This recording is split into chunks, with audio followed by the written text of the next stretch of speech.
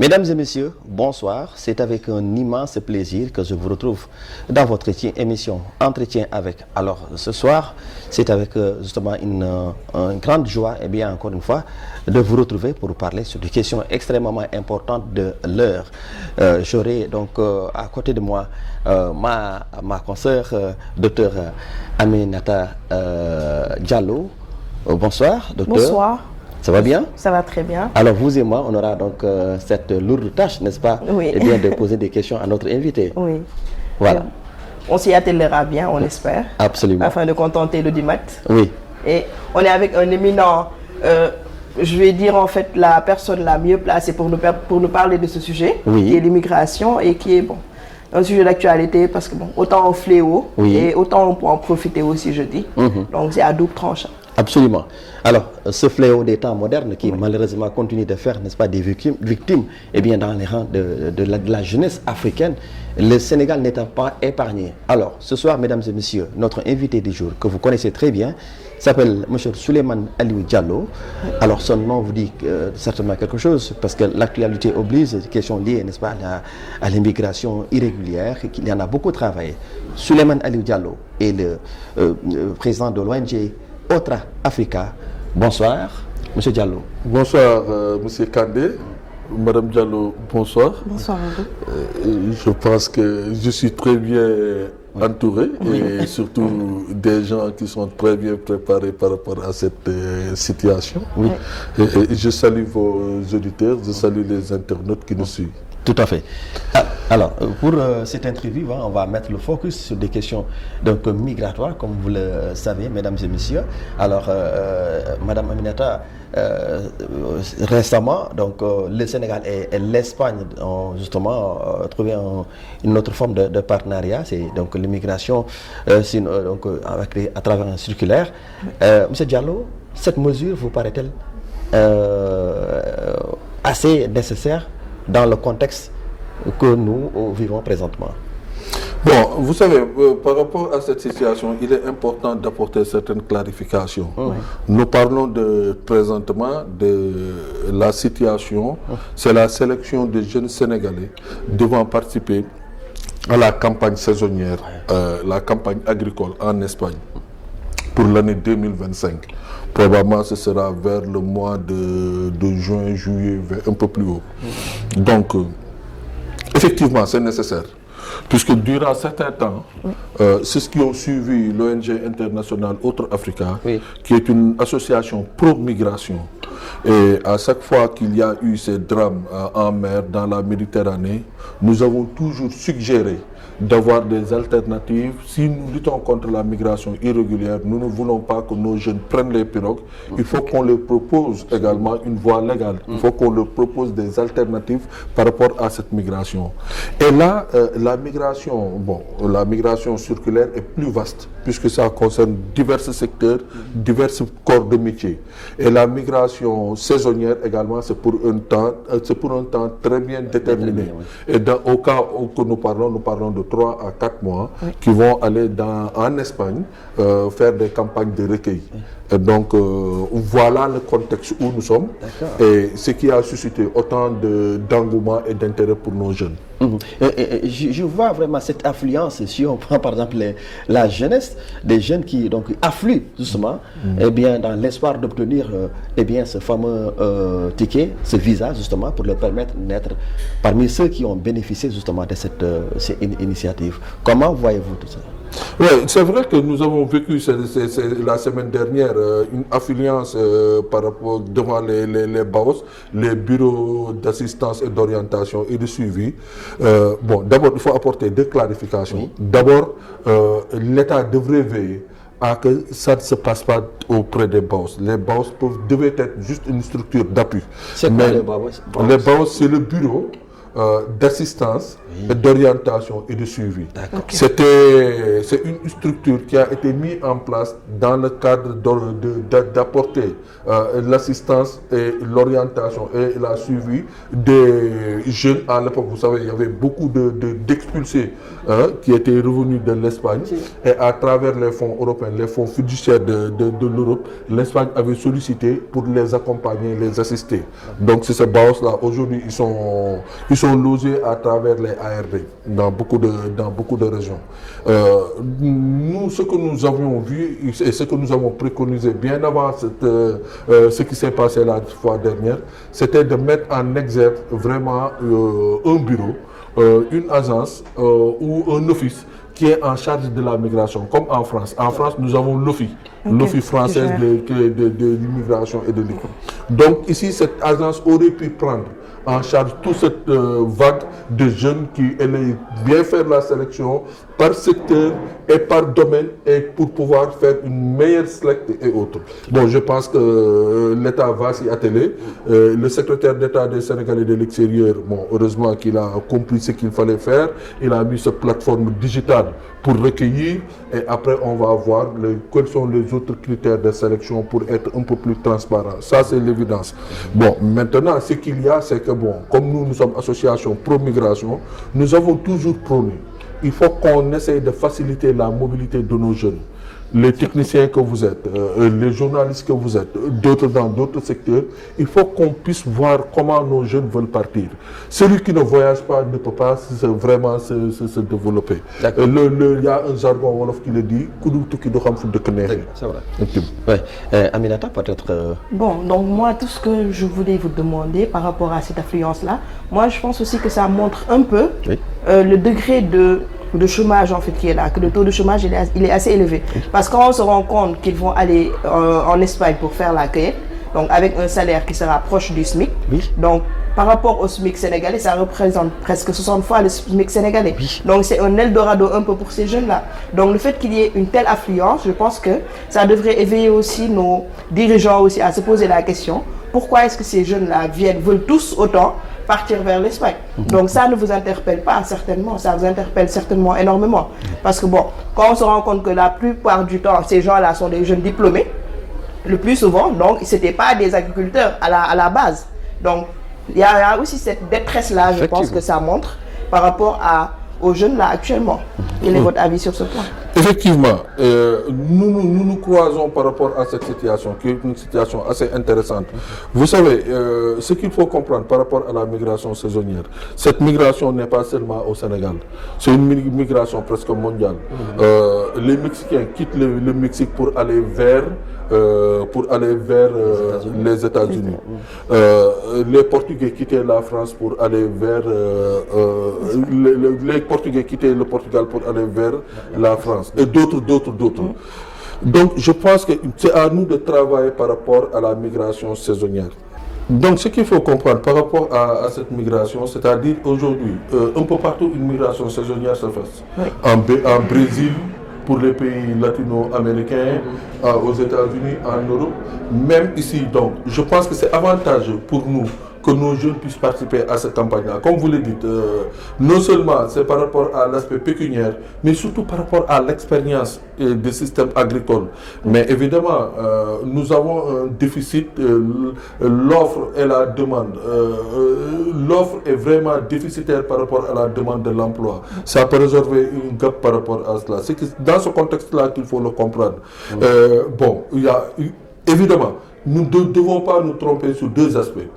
Par rapport à la politique de l'emploi et la politique migratoire. La politique migratoire peut rentrer dans la politique de l'emploi, mais cela n'incombe pas vraiment à la politique migratoire comme facteur ou blocage par rapport à la politique de l'emploi de nos jeunes. Oui, maintenant que vous l'avez dit, l'initiative certes elle est bonne, mais c'est limité dans un temps bien déterminé.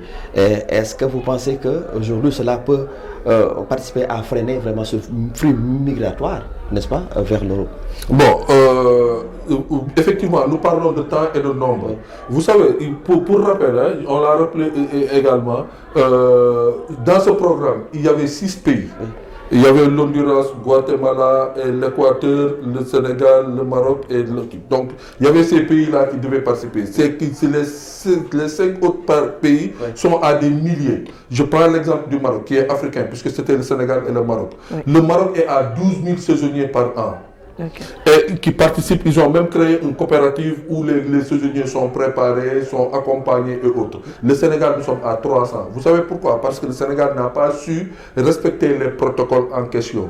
Donc, et ça date de 2008. Depuis 2008, depuis à l'époque du président Abdoulaye Wade. Donc, ils n'ont pas su, et vous rendez compte même, ces 2 dernières années, dans l'appel à candidature de nombre cette fois-ci, ils ont dit que il y a 100 prioritaires. Ces priorités, ce sont ces jeunes qui étaient partis à la campagne de 2023-2024. Ceux qui étaient partis et qui ont respecté la convention, le contrat pour venir, c'est ceux-là même qui sont aujourd'hui mis au devant. C'est eux qui sont prioritaires. C'est eux-là qui vont prendre avant de prendre maintenant les 200 autres. Et ils ont demandé une ramification de 50. Bon, selon le communiqué du ministère, du secrétariat d'État des Sénégalais de l'extérieur. Je pense que c'est favorable. Il ne faut pas qu'on jette de l'anathème par rapport à cela. Moi, je ne veux pas m'aventurer par rapport à la politique politicienne. Et c'est évidemment, il y a eu un dysfonctionnement. Ça, il faut le reconnaître par rapport à la communication, ce qui a fait qu'aujourd'hui, on se retrouve avec 12 000 demandeurs alors qu'on en a besoin que 300. Il faut faire des filtres, il faut sélectionner, mais il faut bien le faire. Si c'est bien suivi, le nombre peut être revu à la hausse et que c'est avantageux pour le Sénégal, puisque effectivement, il faut le reconnaître, nous avons un dysfonctionnement, nous avons un déficit de l'emploi, et ça peut que résorber ce gap-là. Mais il y a une question fondamentale dont parlait Aminata tout à l'heure, c'est-à-dire qu'aujourd'hui, ces personnes qui vont peut-être bénéficier justement de cette initiative vont être orientées, je sais pas, dans les champs. Et maintenant, le Sénégalais ou l'Africain qui est là avec ses diplômes et qui n'est pas suffisamment formé, est-ce que quelque part il n'y a pas une sorte, n'est-ce pas, d'inégalité par rapport à la prise de cette décision? Oui, effectivement. Bon, comme je vous l'ai dit, c'est ça l'amalgame entre la migration circulaire et la migration saisonnière. La migration saisonnière rentre dans le cadre de la migration circulaire. La migration circulaire est plus vaste. Aujourd'hui, nous parlons du secteur agricole. Et dans le cadre de la migration circulaire, on peut parler de l'agriculture, on peut parler de la santé, on peut parler de la restauration, on peut parler de l'hôtellerie, on peut parler de la métallurgie. Il y a des secteurs en tension en Europe et ça, c'est dans le cadre de la migration circulaire que les gens peuvent être intégrés là. Maintenant, la migration saisonnière, c'est une migration à durée très bien déterminée, à très courte durée, qui peut aller 2 mois à 6 mois. Et après cela, on essaye de valoriser le contexte dans lequel... Donc, le temps, évidemment, les gens aussi, si vous n'êtes pas actif en Europe, vous n'avez pas besoin d'être là-bas. Et c'est ce que nous avons compris. Ce qu'il faut comprendre, c'est que les Européens se sentent envahis. Regardez les gares, regardez les supermarchés. Tout le temps, il y a un Africain qui est là en train de faire la manche ou bien en train donc. Les Européens se sentent envahis. Si vous y allez, vous faites le travail que vous devez faire et vous terminez, vous rentrez chez vous, je pense que ce serait avantageux et ce serait win-win. Nous allons, pour travailler, gagner de l'argent, revenir, investir. Ce plus-value que les jeunes gagnent, ça rentre dans l'économie de ce pays. Donc là, vous rebondissez sur le problème de critères là. Donc les critères... de sélection n'ont pas été très bien expliqués. Donc déjà, la sélection devrait plus être portée sur les gens qui ont peut-être fait l'agronomie ou bien qui sont dans les champs ou bien qui ont fait de l'agriculture. Donc ce serait beaucoup plus avantageux pour eux. Et les 100 personnes prioritaires dont vous aviez parlé là, qui étaient partis pour la campagne de 2023, seront mis en avant. Donc il y a beaucoup de gens certainement qui ont eu à postuler et qui ne sont pas au courant de ces critères. Donc la communication aussi, elle a fait défaut. Donc ce n'est pas pour rien. Donc les gens se sont amassés 12 000 personnes, ce n'est pas rien. Donc avec même comment dire, le risque de dérapage devant les Babos et tout ça là, donc c'était à prendre en compte. Donc toujours je dis, à ce manque de communication aussi de la part des autorités, donc qu'il faut revoir. Effectivement, Madame Diallo, je pense que c'est dans ce contexte-là que le secrétaire d'État des Sénégalais de l'extérieur a communiqué pour mettre en place cette plateforme, parce qu'on s'est rendu compte évidemment qu'il y a un dysfonctionnement par rapport à la chaîne de communication et d'information et de sensibilisation. Effectivement, je pense qu'il devait faire des filtres, nous l'avons dit tantôt, par rapport à la sélection qui est concernée. Aujourd'hui même, savoir même quels sont les critères d'éligibilité et les critères d'élimination. On ne peut pas avoir presque plus de 12 000 jeunes où on a besoin de 3 000.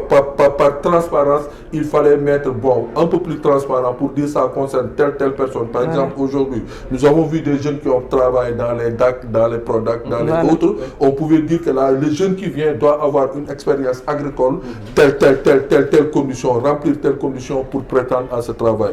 Et je pense que la correction, les rectificatifs vont suivre. L'ambassade de l'Espagne suit parfaitement ce dossier. Moi, je salue cette initiative.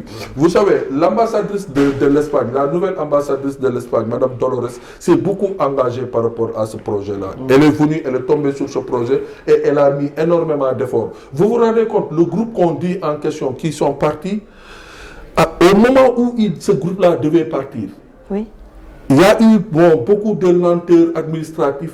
L'ambassadrice a mobilisé le consulat un dimanche pour leur permettre d'avoir le visa et de partir le lundi, tellement qu'elle tient à ce projet-là. Et heureusement, il y a eu des jeunes, les Baramadiens et autres, qui ont été là, qui ont été vraiment des leaders, qui ont motivé les jeunes quand ils étaient là-bas pour leur dissuader de ne pas fuir, de revenir au pays. Et aujourd'hui, ils ont raison. Ils ont raison pourquoi? Parce que c'est ce qui était parti, qui sont revenus, et par aléa du changement de la loi en Espagne, certains n'ont pas attendu les 3 ans pour avoir leur carte de résidence. Dans ce groupe-là, certains ont déjà leur carte de résidence. Et vous savez, le processus, c'est quoi? Quand tu pars une première fois, on te donne un visa de 6 mois pour la durée de la campagne. Tu reviens. Dès que tu reviens en deuxième campagne, c'est-à-dire les 100 en question, ils sont les prioritaires. C'est eux qu'on prend d'abord en priorité, ils repartent en deuxième campagne.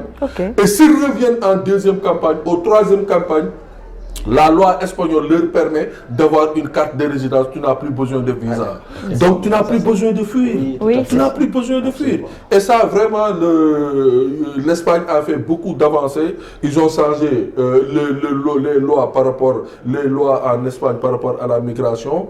Et que ils sont maintenant, observons, travaillons, rassurons nos jeunes que ce programme soit un programme positif, réussi et que ça peut profiter à d'autres Sénégalais. Moi, je dis, c'est ce qui sont en train de critiquer ce programme, c'est ce qui disent qu'on est en train de vendre nos qui.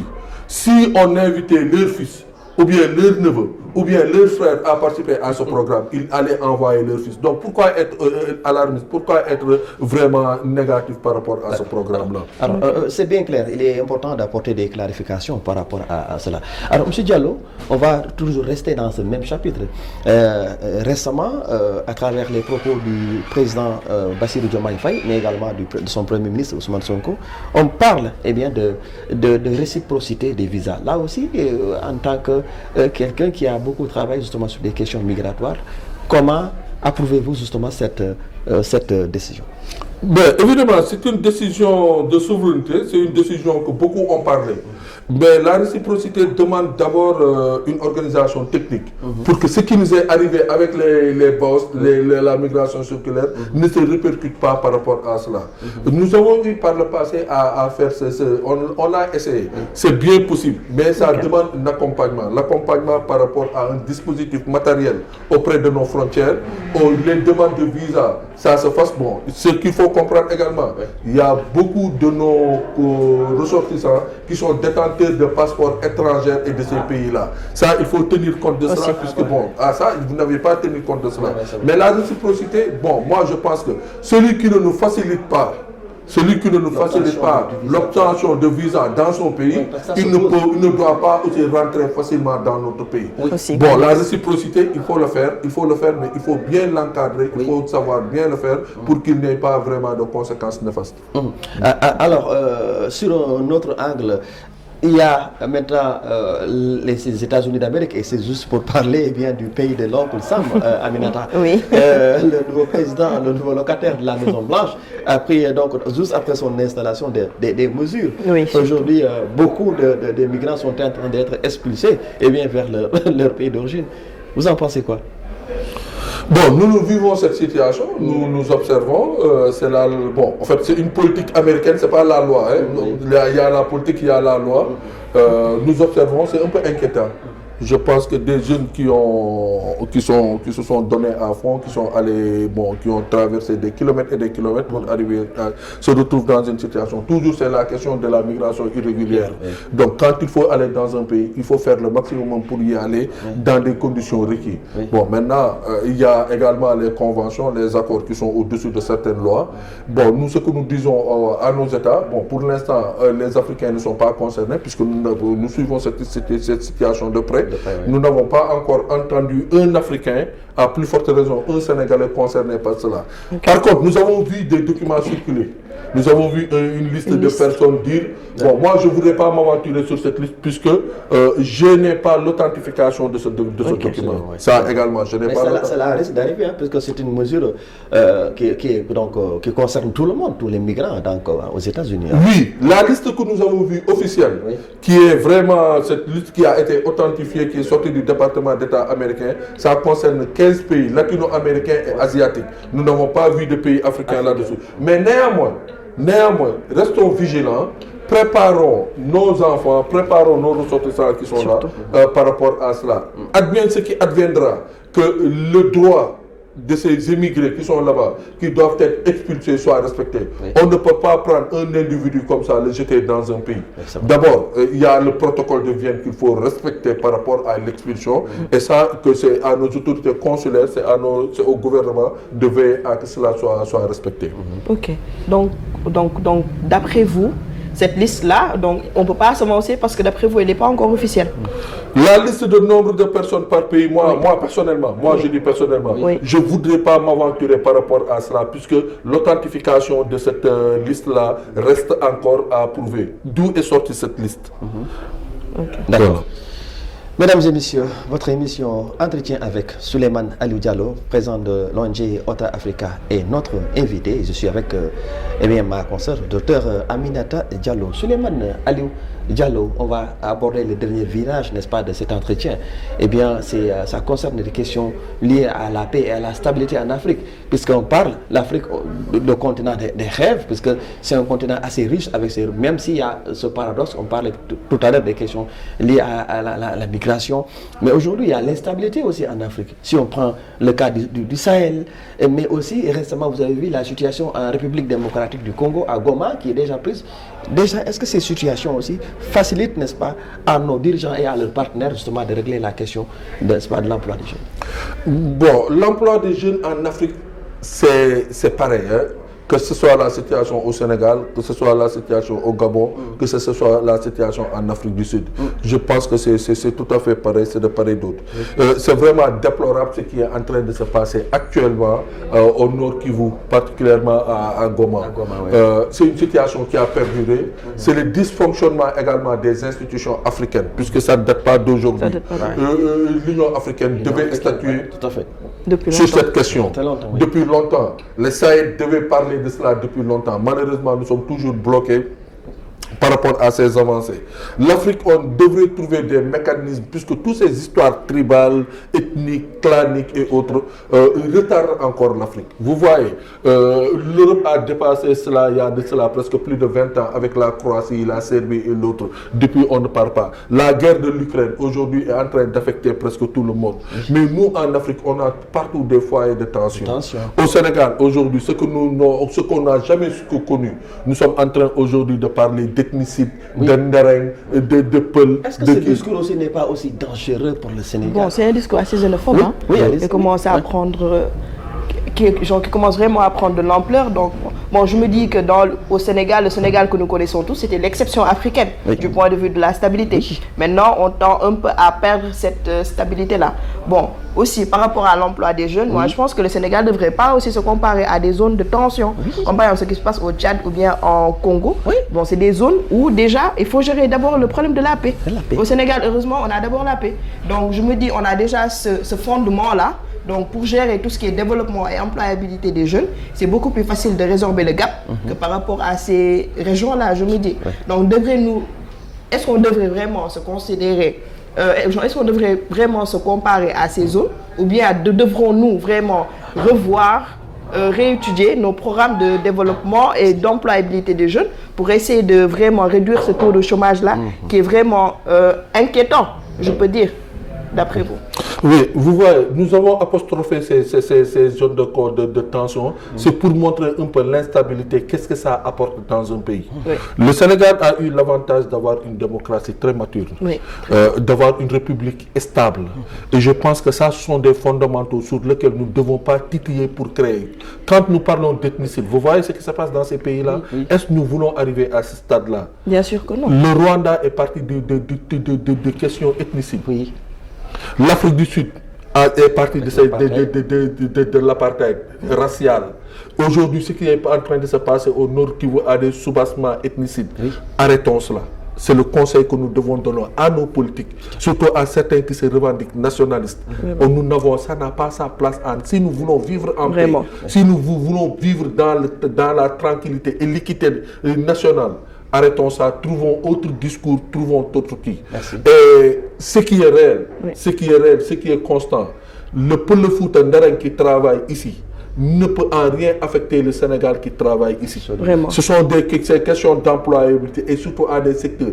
Aujourd'hui, vous êtes inquiet parce que Donald Trump veut faire sortir des émigrés qui vivent sur son pays. C'est un paradoxe. C'est paradoxal. C'est paradoxal. Nous sommes inquiets parce que nos fils sont menacés là-bas. Et vous pensez que les parents des pays des autres qui sont ici ne sont pas inquiets? Faisons attention à ce discours-là. Vraiment, ressaisissons-nous. La xénophobie n'a pas sa place, il faut le dire. On est le pays de la teranga, on le dit souvent, et il faut qu'on passe à l'acte. Il ne faut pas qu'on perde cette teranga-là. Que ce ne soit pas rapidement. Donc, rapidement, pour clôturer, le déficit de l'emploi, c'est un peu partout. Aux États-Unis, pays le plus développé. En Chine, en France, aujourd'hui, le taux de chômage est très élevé. En Espagne, qui a besoin de cette main-d'œuvre, ils ont des problèmes de qui? Il y a certains secteurs. Mais paradoxe pour paradoxe.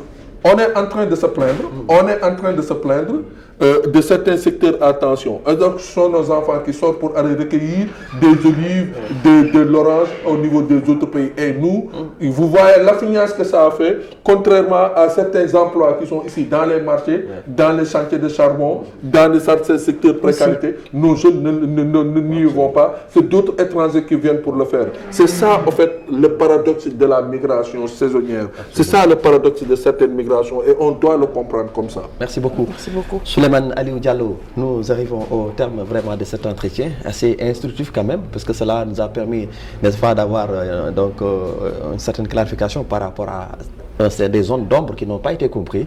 Les derniers mots. Remercier Madame Diallo, je pense que c'est une première pour elle. Et elle a été très brillante, très qui. Et vous surtout par rapport à l'intérêt que vous avez par rapport à la migration. On s'est beaucoup fréquenté, on s'est beaucoup parlé et à chaque fois qu'il y a une actualité par rapport à ce sujet, vous êtes intéressés par rapport à cela. En tout cas, je voudrais rassurer les uns et les autres. C'est un marché. C'est un marché de l'emploi, c'est un marché économique, c'est un marché vraiment financier. Nous avons intérêt à le faire bien. C'est à l'avantage de notre jeunesse, puisqu'ils vont gagner de l'argent économiquement, ils vont gagner de l'expérience, ils vont avoir des acquis de compétences. Absolument. Et ça, c'est très important. Ces pays-là en question, par le passé, ils ont eu à faire la même chose. Et c'est par expérience de ce qu'ils ont vécu qu'ils sont revenus par rapport à ce système. Donc, il faut qu'on fasse pour que ce soit une réussite et que nos jeunes en bénéficient. Je vous remercie beaucoup. Merci beaucoup, Merci Souleymane Aliou Diallo. Alors, Aminata, c'était donc tout. Merci beaucoup pour l'invitation. C'était un débat très très instructif donc, et très participatif. Donc, espérons juste que les jeunes qui seront sélectionnés puissent amplement profiter des avantages de là-bas et surtout sur le côté compétences, surtout qu'on est un pays où l'agriculture maintenant prend de plus en plus de l'ampleur, donc ça leur permettra de connaître certaines techniques et de les apporter ici au Sénégal afin d'en faire bénéficier le maximum de personnes. Merci à toi alors. Merci beaucoup. Ouais, ça a été vraiment un immense plaisir. Hein? Donc, Merci aux téléspectateurs aussi. Oui, tu as bien assuré. Mesdames et messieurs, c'était votre émission donc entretien avec l'invité du jour, Souleymane Aliou Diallo, président de l'ONG Otra Africa, connu justement pour son engagement à défendre les causes des migrants, mais même de l'Afrique, hein, devrais-je dire. Merci à Amadou, justement, mention spéciale à toi et toute l'équipe technique, justement, pour la réalisation de cet entretien. On va se donner rendez-vous très prochainement et je fais un clin d'œil à mon ami Sankou Sonko depuis l'Italie, mais également à Aïssatou Aïdara à Paris, mais sont juste pour ce qu'on parle de questions migratoires, mais également à Ndeye Fatou Gueye, elle est au Canada, c'est à Ottawa, qui nous suivent. Merci. Et on va se donner rendez-vous très prochainement dans un nouveau numéro de votre émission Entretien avec. Passez d'excellents moments en compagnie de nos programmes. Au revoir.